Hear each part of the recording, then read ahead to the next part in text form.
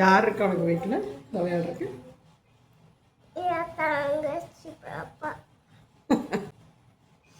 நாங்கள் சந்தகம் செஞ்சிட்ருக்குறோம்.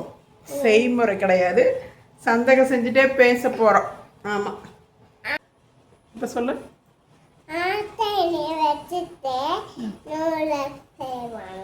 இறங்க மாட்டேங்கிறது அப்படி சொல்லு. எங்கேயாச்சும் மாற்று வாங்கிட்டு வந்தா எவ்வளோ க்ளோஸ் ஆகி மாற்று வாங்கினது தானே. ம், எதுக்கு எதுக்கு சொல்லு. சரி, ஸ்கூலில் என்ன சொல்லி கொடுத்தாங்கன்னு சொல்லிடலாம், பேசலாமா?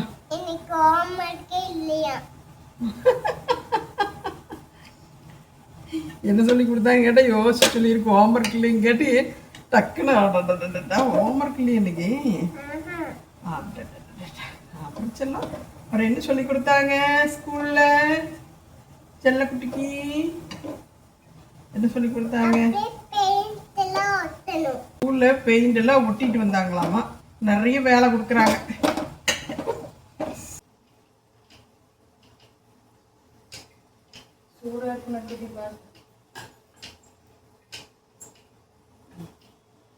நோகாம நோம்பி கும்பிட முடியுமா அப்படிங்கிற வார்த்தை ஞாபகத்துக்கு வரும். எப்படி எப்படி கண்டுபிடிச்சிட்டாங்க அப்பா. சுட சுட போட்டு திருப்பிலே கொஞ்சம் ஆறிடுச்சுன்னா அவ்வளோதான். வருதா?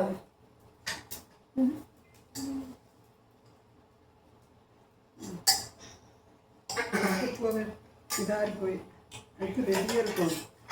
நோகாமல் நோம்பி கும்பிட முடியுமா, நோகாமல் நோம்பி கும்பிட முடியுமா அப்படின்னு சொல்கிறது பதிலாக நோகாமல் நூடுல்ஸ் சாப்பிட முடியுமா அப்படி சொல்லிக்க.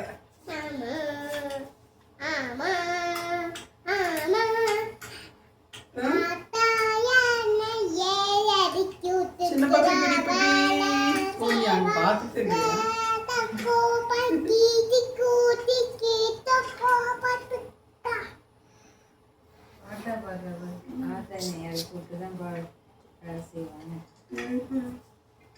அப்படியா சொன்னா?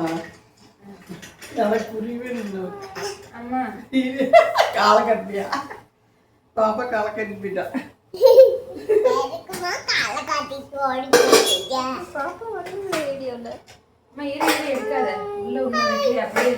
அப்படியா? அது ஒரு இட்லிக்கு போக முடியும், இன்னொன்று கூட கொடுக்கல. இது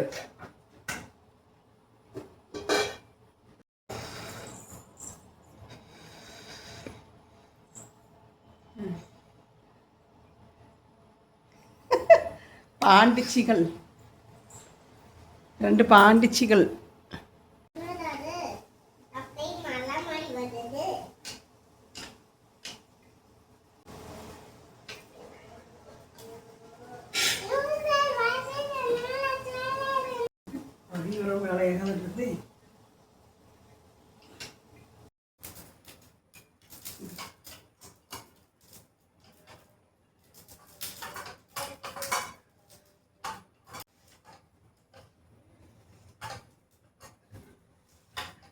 சுடுது சுடுது சுடுது.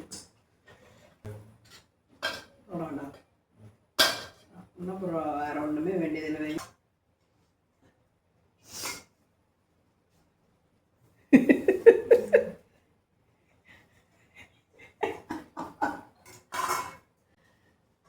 அசந்தா கேட்ச் பண்ணிடும்ல.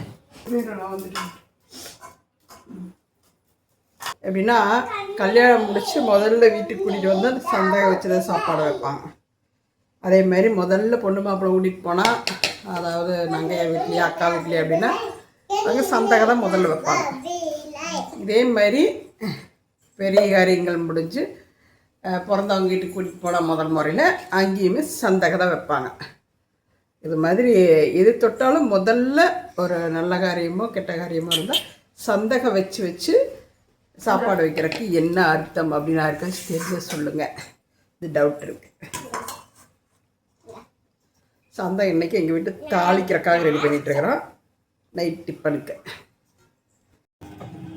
சந்தகைக்கு கருப்பட்டி வச்சு சாப்பிட்டுக்கணும். பொதுவாக சாயந்தரம் சாப்பிட்றோட சரி நைட் சாப்பிட்றதில்ல. நெக்ஸ்ட் சந்தகம் ரெடி பண்ணங்காட்டி கொஞ்சமாக கருப்பட்டி வச்சு சாப்பிட்டுக்கலாம். எங்கள் வீட்டில் இது மாதிரி ஒன்று வச்சுருக்கோம், தேங்காய் தோண்டுறக்கு. ஆமாம், அது ரொம்ப ஈஸியாக இருக்குது. இல்லைன்னா எப்படி தேங்காய் தோண்டுறது நிறைய வேலையாகாது. இப்போ டக்குன்னு இந்த கருப்பட்டி உடைக்கிறதுக்கு எனக்கு இது யூஸ் ஆச்சு. நிறைய வேலை இது இல்லைன்னு நடக்காதுன்னு வச்சுக்கோங்க. ரொம்ப இன்னத்துன்னு தயார் பண்ணியிருக்கிறாங்க தெரியுமா? தெரியுதா? அதாவது சைக்கிள் பெடல் கொஞ்சமாக கருப்பட்டி போட்டு அப்புறம் லைட்டாக சூடு பண்ணால் ரெண்டும் மிக்ஸ் ஆனால் அப்படியே ஒழுகிக்குமா, அப்படி சாப்பிட்றலான்னு முடிவு பண்ணி வச்சுருக்கிறேன். உருகி வருதா? இப்போ இதோட கொஞ்சம் இதை சேர்த்து துவட்டினோம்னா நல்லா மிக்ஸ் ஆகி சாப்பிடவே கூடாது. அப்புறம் கொஞ்சமாக சாப்பிட்டுக்கலான்ட்டு